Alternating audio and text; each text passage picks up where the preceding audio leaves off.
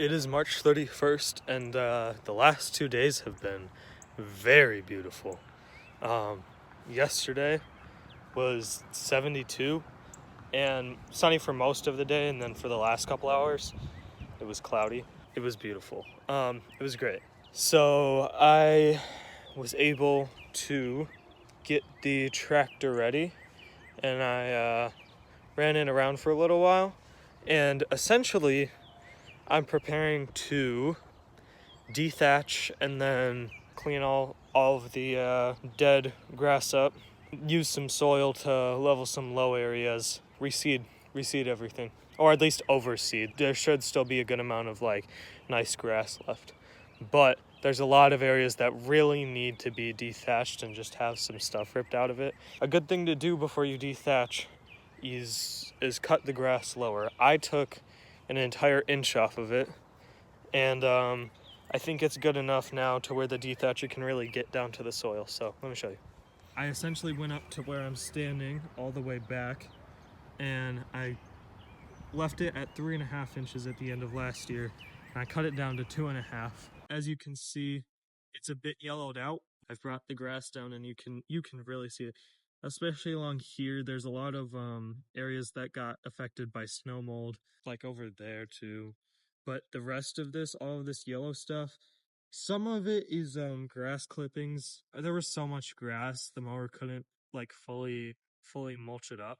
So when I do go to dethatch, I'll hopefully have a bagger to clean it up. So that way I don't have to rake everything. I think it's going to turn out pretty good. And we'll also put down starter fertilizer. Alright, so the plants are in. So we're going to dethatch, and then we're going to bag up everything that the dethatcher picks up. Hopefully we will have a bagger for our mower. We don't have one yet, but we think we have one, just not at the house at the current moment. So hopefully we will have that.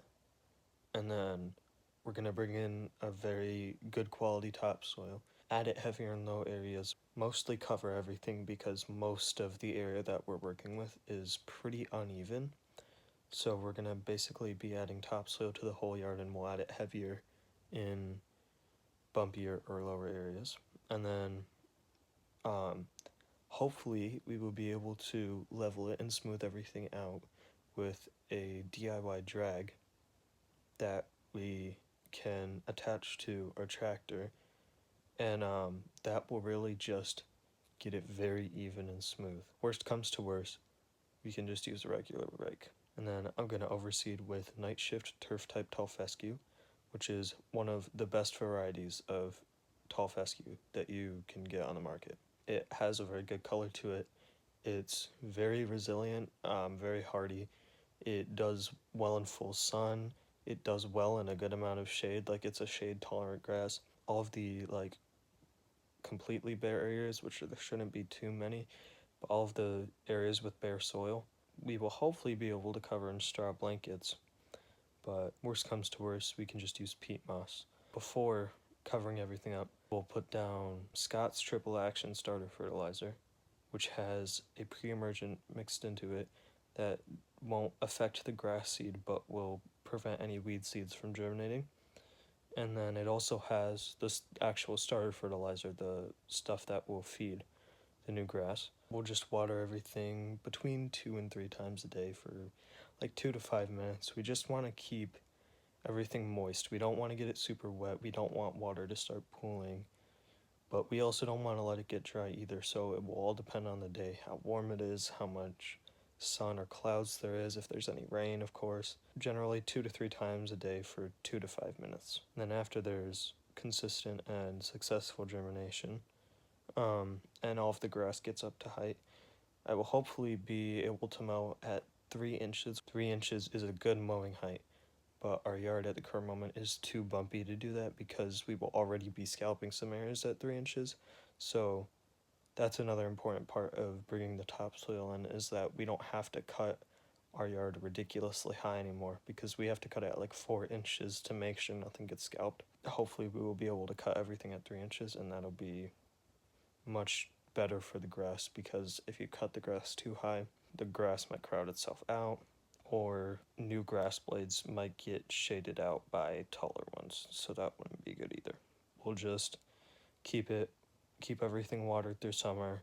Hopefully all of the new grass will make it through the summer and everything will be okay, but I will make sure to take care of it the best I can. We'll fertilize it as much as we can throughout summer. There's one product I want to try out called Milorganite that we haven't used before, but it's a organic fertilizer that won't cause like fertilizer burn on your lawn, and it's just a good organic fertilizer, and it's also heat activated, so it's good to use in the summer. Hopefully we will be using that in the summer. I will update you guys when we actually do the work and we actually get the project going. Also, updates hopefully coming within the next 3 to 4 weeks. It is the 1st today. I'm hoping to carry the project out on the 18th and 19th. So I'm hoping that by the end of April, I will have a video out on the project, and then I will just give you guys updates from there. So yeah, I'm really excited for this. I've been researching everything all winter. I've put a lot of work into it. I just created a budget for day. I just created a budget today for everything we need and how much it's going to cost us. So that's all figured out. Yeah, all the research is done. Most of the planning is done. We might change a couple small things about the project, but for the most part, we have it down. So yeah, I'm really excited to do this, guys. I hope you guys are excited to see it happen. So yeah.